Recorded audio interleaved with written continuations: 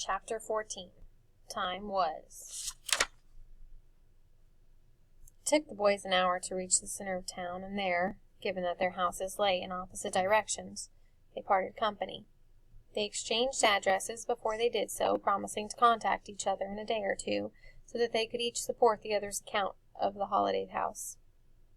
It would be difficult to make people believe all that had happened to them, but perhaps they'd have a better chance if two voices told the same tale.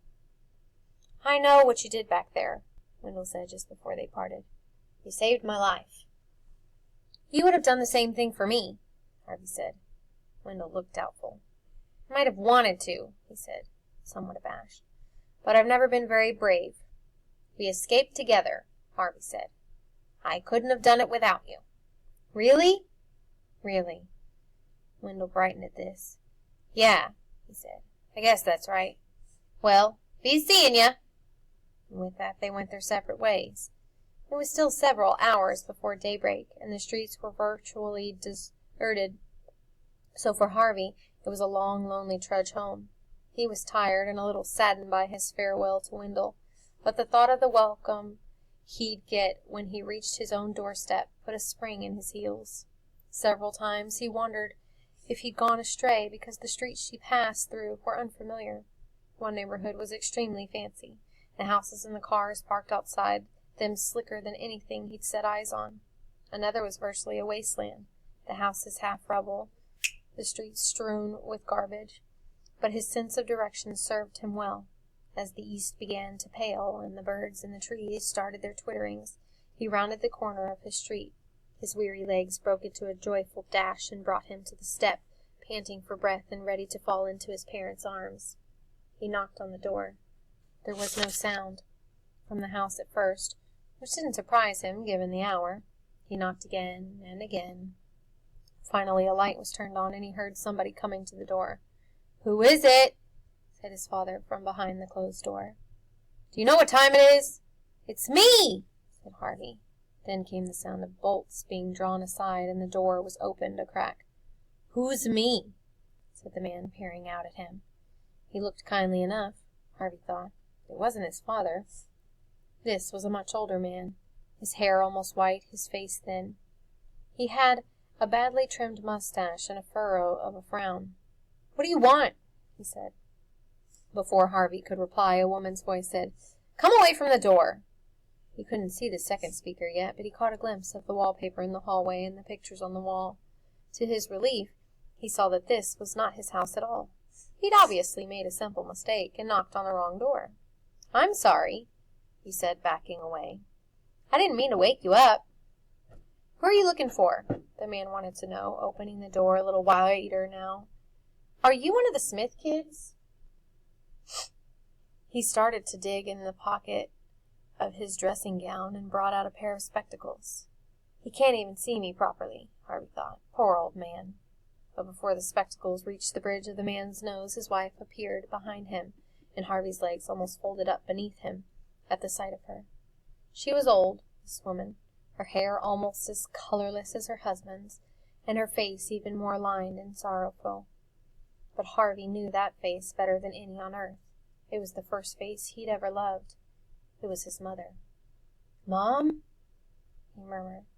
The woman stopped and stared out through the open door at the boy standing on the step, her eyes filling up with tears. She could barely breathe the word she said next.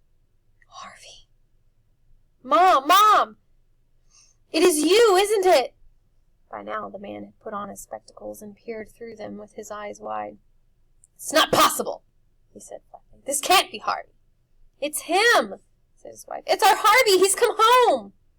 The man shook his head. "After all these years?" he said. "He'd be a man by now. He'd be a grown man. This is just a boy." "It's him, I tell you." "No," the man replied, angry now. "Some prank. Somebody trying to break our hearts, as if they're not broken enough." He started to slam the door, but Harvey's mom caught hold of it. "Look at him," she said. "Look at his clothes. That's what he was wearing the night he left us." "How do you know?" "You think I don't remember?" "It's 31 years ago," said Harvey's father, still staring at the boy on the step. "This can't be," he faltered, as slow recognition spread over his face. "Oh, my Lord!" he said, his voice dropping to a hoarse whisper. It is him, isn't it? I told you, his wife replied. Are you some kind of ghost? He said to Harvey. Oh, for goodness sake, Harvey's mom said. He's no ghost. She slipped past her husband and out onto the step. I don't know how it's possible, and I don't care, she said, opening her arms to Harvey. All I know is our little boy's come home to us. Harvey couldn't speak. There were too many tears in his throat and in his nose and in his eyes. All he could do was stumble into his mother's arms. It was wonderful to feel her hands stroke his hair and her fingers wipe his cheeks. Oh, Harvey, Harvey, Harvey, she sobbed. We thought we'd never see you again. She kissed him over and over. We thought you'd gone forever. How's this possible? His father still wanted to know. I kept praying, his mother said. Harvey had another answer, though he didn't voice it. The moment he'd set eyes on his mother, so changed, so sorrowful, it was instantly clear what a terrible trick Hood's house had played upon them all. For every day he'd spent there a year had gone by here, in the real world. Every morning while he'd played in the spring warmth, months had passed. In the afternoon, while he'd lazed in the summer sun, the same. And those haunted twilights, which had seemed so brief, had been another span of months, as had the Christmas nights, full of snow and presents. They'd all slipped by so easily. And though he had only aged a month, his mom and dad had lived in sadness for 31 years, thinking that their little boy had gone forever. That had almost been the case. If he'd remained in the house of illusions, distracted by its petty pleasures, a whole lifetime would have gone by here in the real world, and his soul would have become Hood's property. He would have joined the fish circling in the lake, and circling and circling.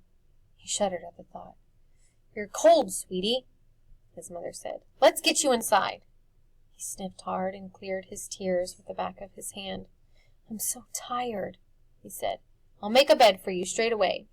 No, I want to tell you what happened before I go to sleep, Harvey replied. It's a long story, 31 years long.